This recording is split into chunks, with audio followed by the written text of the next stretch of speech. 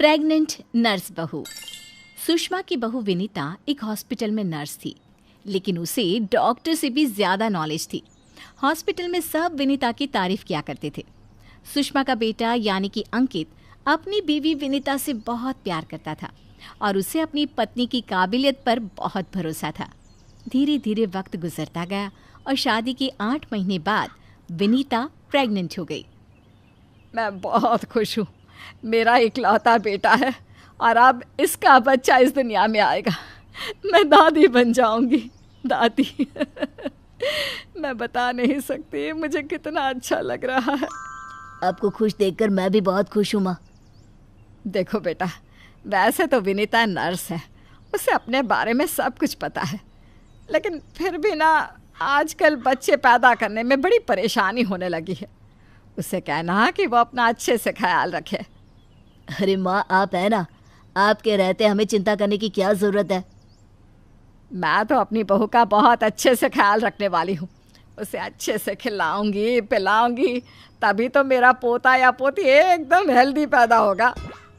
कुछ दिनों के बाद सुबह के वक्त। अरे विनीता बहू, ये तुम क्या कर रही हो? कुछ भी तो नहीं मम्मी, अपना हेल्थ चेकअप कर रही हूँ। और क्या? लेकिन ये ब्लड प्रेशर की मशीन और ये तुम्हारे हाथ में इंजेक्शन कैसा है? अरे मम्मी जी, मैं अपना ब्लड प्रेशर चेक करके देख रही थी। प्रेग्नेंट होना और ऐसी हालत में ब्लड प्रेशर चेक करना बहुत ज़रूरी होता है।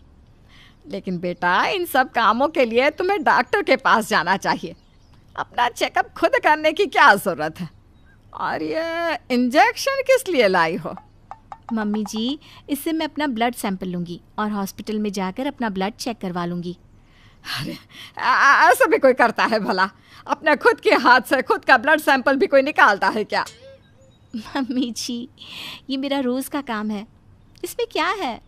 मैं जब खुद से ये सब कर सकती हूँ तो किसी और से क्यों करवाऊँ? अच्छा ठीक है, जैसा तुम्हें सही लगे। कुछ दिनों के बाद सुषमा अपनी बहू को फिर से इंजेक्शन लगाते हुए देखती है और अंकित भी उस वक्त वहीं पर था। अरे विनीता, ये तुम क्या कर रही हो? तुम प्रेग्नेंट हो, इस तरह खुद को इंजेक्शन लगाने की क्या ज़रूरत है? अब तू ही समझा बेटा। पिछली बार भी अपना ब्लड सैंपल खुद ही कलेक्ट कर रही थी, तब भी मैंने इसे समझाने की कोशिश की थी, लेकिन ये तो मेरी बात सुनती ही नहीं। अरे मम्मी जी, मैंने पहले भी कहा था ना, बड़े हॉस्पिटल में नर्स हूँ मैं, और क्या करना है क्या नहीं मुझे अच्छी तरह पता है। हाँ, लेकिन तुम खुद को इंजेक्शन क्यों लगा रही हो? अरे इंजेक्शन नहीं है, प्रेगनेंसी में कुछ वैक्सीन लगवाने होते हैं, बस वही लगा रही हूँ, और क्या। और फिर एक दिन रात को अचानक विनीता की तबीयत खराब हो जाती है। क्या हुआ विनीता? तुम ठीक तो हो? तुम तो खुद अपना इतना ख्याल रखती हो, तुम्हारी तबीयत कैसे बिगड़ गई?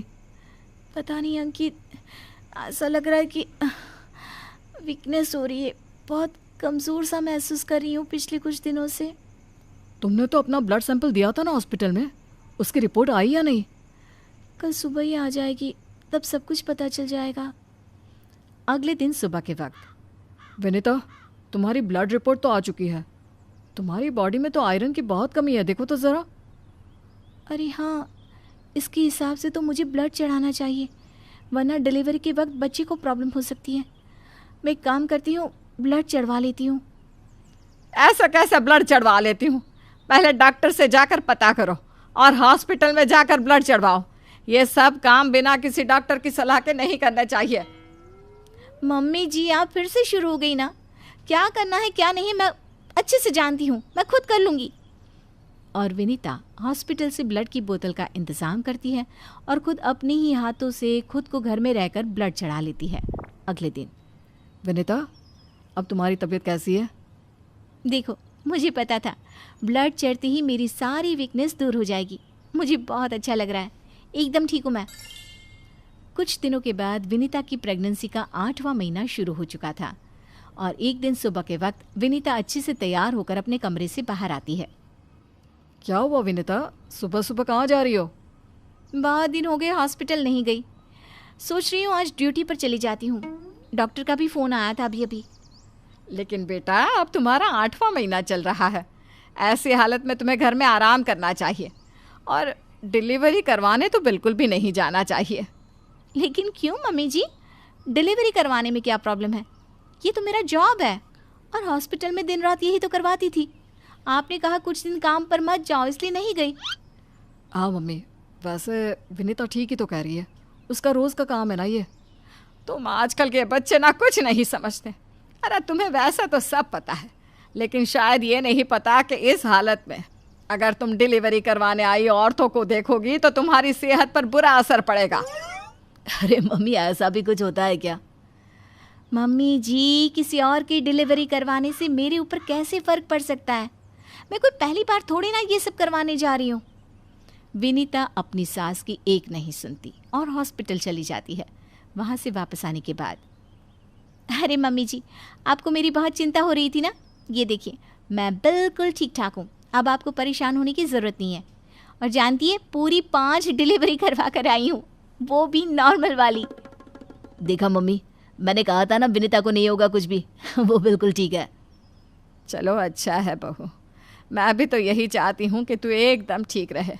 और आजकल जिसे देखो उसके ऑपरेशन से बच्चे होते हैं, ये देख देख करना बहुत डर लगता है। चिंता मत कीजिए मम्मी जी, मुझे कुछ नहीं होगा। मैं नर्स हूँ ना, रोज़ हॉस्पिटल में औरतों को सिखाती हूँ कि कैसे अपना ध्यान रखें ताकि नॉर्मल डिलीवरी हो। तभी अचानक हॉस्पिटल से डॉक्टर का कॉल आता है। कॉल पर बात करने के बाद, मम्मी जी, एक इमरजेंसी केस आ गया है, मुझे जाना होगा। अरे लेकिन अभी तो आई हो, कैसी डॉक्टर है तुम्हारी? उसे पता नहीं चलता क्या कि तुम प्रेग्नेंट हो? ऐसी हालत में तुम्हें ना बुलाए। अरे नहीं मम्मी जी, डॉक्टर की भी मजबूरी है। कह रही थी काफ़ी सीरियस केस है और हॉस्पिटल में उन्हें किसी दूसरी नर्स पर इतना भरोसा नहीं जितना मुझ पर है। मुझे लगता है कि तुम्हें मना कर देना चाहिए बहू। कुछ नहीं होगा मुझे मम्मी जी, मैं अभी डिलीवरी करवा के आती हूँ। कुछ देर बाद अंकित के पास हॉस्पिटल से फ़ोन आता है। अरे मम्मी, जल्दी हॉस्पिटल चलिए, वहाँ विनीता की तबीयत खराब हो गई है। हे भगवान, सब ठीक करना, मुझे तो पहले ही डर लग रहा था। अंकित और सुषमा हॉस्पिटल पहुँचते हैं। क्या हुआ विनीता को? वो क्या है ना, विनीता एक नॉर्मल डिलीवरी करवा रही थी। केस बहुत ही सीरियस था और उस लेडी को बहुत ज़्यादा प्रॉब्लम हो रही थी। क्योंकि विनीता खुद प्रेग्नेंट है तो वो अचानक से घबरा गई और उसे लेबर पेन शुरू हो गया। लेकिन अभी तो मेरी बहू का सिर्फ 8वां महीना चल रहा है। देखिए, ऐसा हो जाता है, उस औरत को दर्द में देखकर घबराहट की वजह से विनीता को ये हुआ है। अरे डॉक्टर, लेकिन डरने की कोई बात तो नहीं है ना? नहीं नहीं, ऐसा कुछ नहीं, हमने उसे एडमिट कर लिया है। तभी सब देखते हैं कि विनीता अपने हाथ में एक छोटे से बच्चे को लिए बाहर आती है। अरे विनीता, तुम्हारी तो तबीयत ठीक नहीं थी, तुम्हें दर्द हो रहा था, तुम बाहर क्यों आ गई? अरे दर्द हो रहा था तो क्या हुआ, मैंने वो दवाई ले ली जिससे जल्दी आने वाले लेबर पेन रुक जाते हैं। और वैसे भी डॉक्टर, उस औरत को मेरी ज़रूरत थी, उसकी देखभाल के लिए मुझे ठीक होना ही था। ये देखिए, उसका बच्चा एकदम सही सलामत है। अरे वाह मेरी बहू, तूने तो अपने तबीयत की परवाह ना करके किसी और की जान बचाई।